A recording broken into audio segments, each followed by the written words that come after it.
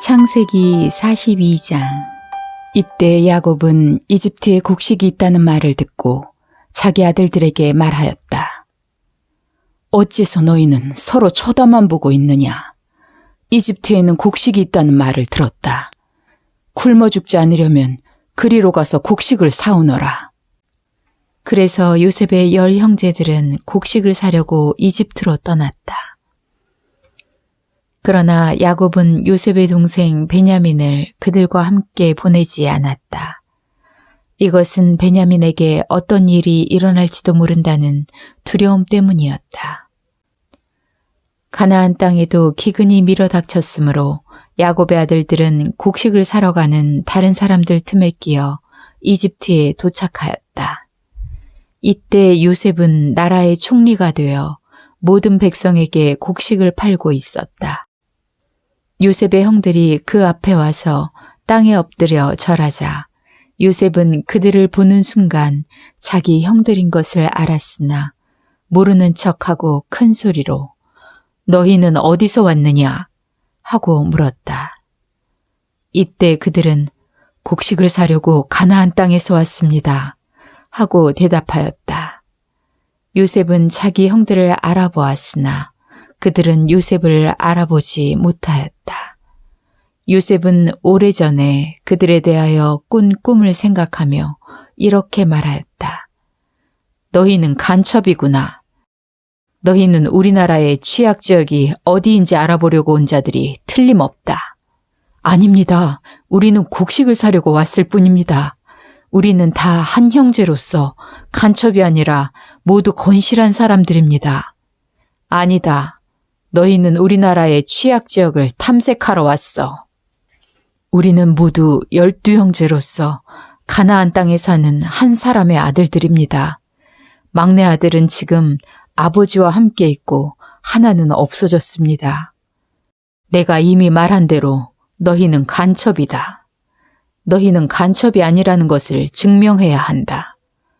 내가 바로의 이름으로 맹세하지만 너희 막내 동생을 여기에 데려오지 않으면 너희가 절대로 이곳을 떠나지 못할 것이다. 너희 중 하나가 가서 그를 데려오너라.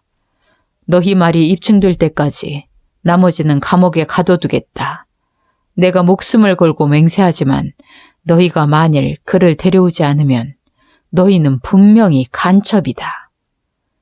그러고서 요셉은 그들을 3일 동안 가둬두었다. 그들이 갇힌 지 3일 만에 요셉이 그들에게 말하였다. 나는 하나님을 두려워하는 사람이다. 내가 시키는 대로 하면 너희 목숨만은 살려주겠다. 만일 너희가 건실한 사람들이라면 너희 형제 중 한 사람만 감옥에 갇혀 있고 나머지는 곡식을 가지고 가서 굶주리고 있는 너희 가족들에게 갖다 주고 너희 막내 동생을 나에게 데려오너라. 그러면 너희가 한 말이 입증되어 너희가 죽지 않을 것이다. 그래서 그들은 그렇게 하기로 합의하고 서로 이렇게 말하였다. 우리가 동생에게 한 일로 지금 벌을 받고 있다. 그가 살려달라고 애걸할 때 우리가 그의 괴로움을 보고도 듣지 않았으니 우리가 이런 괴로움을 당하게 되었다. 그때 르우벤이 그들에게 대답하였다. 내가 그 아이를 해하지 말라고 하지 않았느냐? 그러나 너희는 내 말을 듣지 않았다. 그러므로 우리가 지금 그 대가를 치르고 있는 것이다. 요셉이 통역관을 통해 말했으므로 그들은 요셉이 자기들의 말을 알아듣는 줄을 몰랐다. 요셉은 잠시 그들을 떠났다가 울고서 다시 돌아와 그들과 말하는 중에 시므온을 끌어내어 그들 앞에서 묶었다. 그러고서 요셉은 명령을 내려 그들의 자루에 곡식을 채우게 하고 각 사람의 돈은 그 자루에 도로 넣게 하였으며 길을 가는 도중에 먹을 음식도 그들에게 주도록 하였다. 그들은 곡식을 나귀에 싣고 떠났는데 하룻밤 쉬어가려고 머문 곳에서 한 사람이 나귀에게 먹이를 주려고 자루를 풀어보니 자루아구에 자기 돈이 들어있었다. 그가 형제들에게 내 돈을 도로 돌려주었다. 이것 봐, 내 자루 속에 돈이 있다. 하자 그들은 두려워 떨며 서로 쳐다보고 어째서 하나님이 우리에게 이런 일을 하셨는가 하고 한탄하였다. 그들은 가나안 땅에 돌아와 자기들의 아버지 야곱에게 그동안에 있었던 모든 일을 보고하며 이렇게 말하였다. 그 나라를 다스리는 사람이 우리에게 엄하게 말하며 우리를 간첩으로 취급하였습니다. 그래서 우리는 간첩이 아니라 건실한 사람들이며 모두 12형제로서 한 아버지의 아들들인데 하나는 없어지고 막내는 아버지와 함께 가나안 땅에 있다고 말해 주었습니다. 그랬더니 그 사람은 우리가 건실한 사람임을 입증하기 위해서라도 우리 가운데 한 사람이 그와 함께 그곳에 남아있고 나머지는 곡식을 가지고 가서 굶주리는 가족들에게 갖다 주고 막내 동생을 데려오라고 하였습니다.